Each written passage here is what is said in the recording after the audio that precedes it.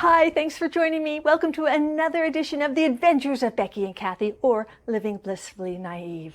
Today is our 14th episode where we show Kathy and Becky settling into Loveland, Colorado, and meeting the mystery roommate. To Becky, a joy. To Kathy, a thorn in the flesh. Well, maybe just an annoyance. So here we are, Chapter 37, Loveland, Settling In. The night before we hit the road for Loveland, Colorado, our parents gave us a going-away dinner. Mr. Cochran, Mrs. Cochran, my dad, and my mom. And my sister Stacy gave us a surprise going-away party.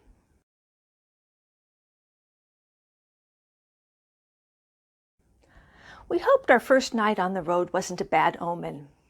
In the dark, we pulled into the nearest motel because Beck's car was sputtering again. By the time it was our turn to check in, the clerk informed us that there were no more vacancies. After pleading we would take anything, we just needed a room for the night. We got a room with no electricity, no shower curtain, and no key. There was a rock propping the door open. We watched as the man next door came out of his room, shaking his head, and proceeded to wheel his motorcycle into his room. Once in Loveland, I got a job at Pizza Hut, and Beck got her dream job. Well, at that point in our life, as a Hewlett-Packard security guard. We got an unfurnished house trailer. Becky made me call it a mobile home. Actually, it was great. It had 2 bedrooms, and at a garage sale, we got a 25-cent dead-end card table and 2 World War II or World War I cots. Mine soon split in 2, but I got a used bed for my birthday. Relevant. We flipped a coin. Beck got the room that was larger for now. But the best part of our original setup was that at Pizza Hut, I got to bring home leftover old pizza from the lunch buffet and individually wrapped peppermints. And part of Becky's security job was to drive Mobile One truck around each morning delivering donuts to each building. She could bring home leftover donuts. Our refrigerator was continually filled with pizza and donuts. I don't even like peppermints without chocolate coating, but they were free. Someone else in our mobile home liked peppermints very much. Stay tuned to find out who else graced our hallways. Chapter 38. Phineas, Tom, and Carol. Becky loved Phineas. The best way to introduce Phineas to you is to tell you about Tom's introduction to Phineas and Tom. Right off, Becky and I agreed we needed to find a church. We got out a phone book. That's how people used to locate people's phone numbers. It was a paper book. Besides a person's phone number, you could also locate businesses and churches. It was quite a remarkable thing. We had 2 criteria.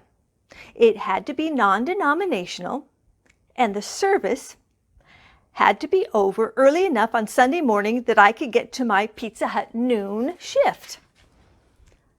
We had decided on Centennial Christian Church, small, relatively new startup meeting at a nearby school.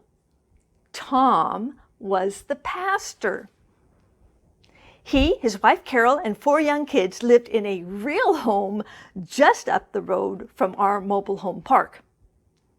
We loved Tom and Carol.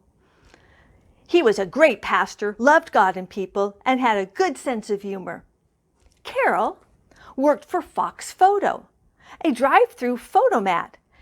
A photomat was a place you'd take your film. You'll have to look up that definition of film for yourself. because I still don't understand how it works. So, you take your film through the drive-thru as one does Jack in the Box or McDonald's. But it was just a small box. Carol stood in it, took your film, and in a few days you could drive through and get your photographs from Photomat. Early on, Tom wanted to make sure we understood the whole Bible, starting with the Old Testament. He offered to bring film strip lessons and his film strip projector to our mobile home. Go back to your definition of film and just use your imagination to figure out what a film strip projector is. So, after work one evening, I met Tom out front of our mobile home. First thing he noticed was a note on the front door that said, "Kath, be careful, Phineas is out." Tom asked, "Is Phineas her cat?" And I replied, "No, Phineas is her rat." And he laughed and laughed. Tom laughed at us a lot. I guess I hadn't mentioned, but Beck and I did not arrive at the mobile home alone. Becky loved Phineas. I, Kathy, did not. Phineas had a cage in Becky's bedroom, but she often let him roam the house. Even though we kept my bedroom door shut and he had the run of the rest of the house, he somehow made it into my bedroom. He preferred it there. I would find evidence of this. Yucky evidence.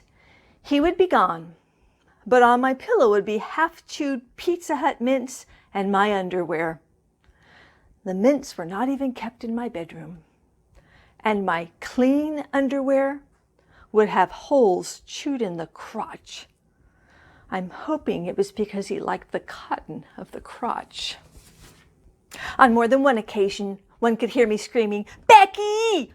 followed immediately by Becky making kissing sounds while rapidly snapping her fingers, calling, "Phineas! Phineas! Phineas!" When he looked my way, I'm sure I saw a twinkle in those cold, dark eyes, as if to say, "This isn't over between us." There would come a day when my best friend would call on me to take care of her beloved rat. And as any human with a heart, I would answer that call with grace. But Phineas was not human.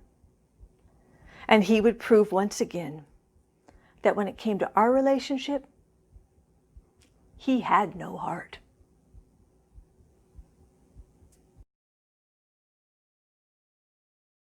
Thank you for joining me for another installment of The Adventures of Becky and Kathy.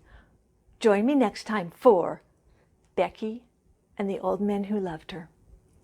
And again, if you liked it, please click like, follow, share, and go to my website, kathyamplified.com. Hit subscribe, and every time there's a new episode, it'll pop up for you. And remember, be a faithful friend. The rewards last a lifetime.